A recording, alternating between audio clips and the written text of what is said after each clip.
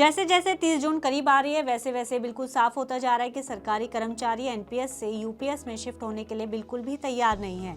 30 जून में अब केवल 15 दिन से भी कम का समय बचा है और केंद्र सरकार के केवल 50,000 कर्मचारियों ने ही यूपीएस का विकल्प चुना है। वहीं करीब 27 से 30 लाख कर्मचारी एनपीएस के साथ ही बने रहना चाहते हैं। आइए जानते हैं कि पेंशन स्कीम को लेकर ये माहौल क्यों बना हुआ है और बतौर एक कर्मचारी के लिए कौन सी पेंशन स्कीम बेहतर है। पहले आपको मोटे तौर पर इन दोनों पेंशन स्कीम्स का फर्क समझा देते हैं और फिर समझाते हैं कि आखिर पूरा माजरा क्या है। दरअसल एनपीएस यानी कि नेशनल पेंशन सिस्टम को 2004 में केंद्र सरकार द्वारा लागू किया गया था। पहले ये सिर्फ सरकारी कर्मचारियों के लिए लागू की गई थी, लेकिन बाद में इसे प्राइवेट कर्मचारियों और आम लोगों के लिए भी शुरू कर दिया गया। ये pension scheme market linked pension scheme है, जिसमें आपको रिटर्न भी मार्केट के आधार पर मिलता है। इसलिए इसमें मिलने वाला रिटर्न फिक्स नहीं होता बल्कि मार्केट आधारित होता है। कर्मचारी प्लस सरकार का योगदान रिटायरमेंट पर एन्युटी खरीदने के लिए इस्तेमाल किया जाता है। रिटायरमेंट के बाद पेंशन कैलकुलेट होती है, जो कि बाजार पर निर्भर रिटर्न के अनुसार कर्मचारी को मिलती है। वहीं यूपीएस यानी यूनिफाइड पेंशन स्कीम की बात की जाए तो इसे केंद्र सरकार द्वारा 1 अप्रैल 2025 से लागू किया गया है, जो कि सरकारी कर्मचारियों के लिए एक वैकल्पिक पेंशन स्कीम है। इसके अनुसार 25 साल की सेवा पर गारंटेड पेंशन और आखिरी 12 महीनों की बेसिक का 50% निश्चित मासिक राशि के तौर पर कर्मचारियों को दिया जाता है। हालांकि 10 से 25 साल वालों को भी सर्विस के हिसाब से सुनिश्चित पेंशन मिलेगी, जिसमें न्यूनतम पेंशन 10,000 रुपए प्रति माह सुनिश्चित की गई है। एनपीएस के लिए वो सभी कर्मचारी एनपीएस के पात्र हैं जो वर्तमान में काम कर रहे हैं और साथ ही 1 अप्रैल 2025 तक सेवा में हैं। वहीं सरकार ने यूपीएस का विकल्प चुनने के लिए 30 जून 2025 तक फॉर्म जमा करने को कहा है, जिसे बाद में बदला नहीं जा सकेगा।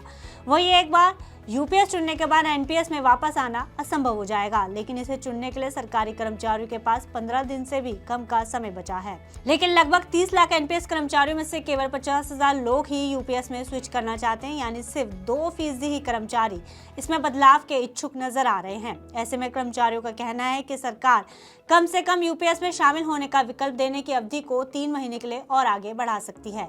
इसके साथ ही केंद्र सरकार अपने कर्मचारियों को यूपीएस के फायदों से अवगत कराने और एनपीएस व यूपीएस को लेकर उनके सवालों का जवाब देने के लिए ट्रेनिंग का कोई नया मैकेनिज्म तैयार करने पर विचार कर रही है। कुछ विभागों में कर्मचारियों को यूपीएस के फायदों के बारे में बताया जा रहा है। कर्मचारी संगठनों का कहना है कि फिलहाल यूपीएस के प्रति कर्मचारियों की बेरुखी को देखते हुए सरकार इसके प्रावधानों में कोई बदलाव भी कर सकती है। इस पर कर्मचारी संगठनों का कहना है कि यूपी गवर्नमेंट ने इसे जबरदस्ती थोप दिया है और उनकी पहली मांग है पुरानी पेंशन स्कीम को फिर से बहाल किया जाए, क्योंकि यूपीएस में पेंशन को लेकर कर्मचारी पूरी तरह से सेटिस्फाइड नजर नहीं आ रहे हैं।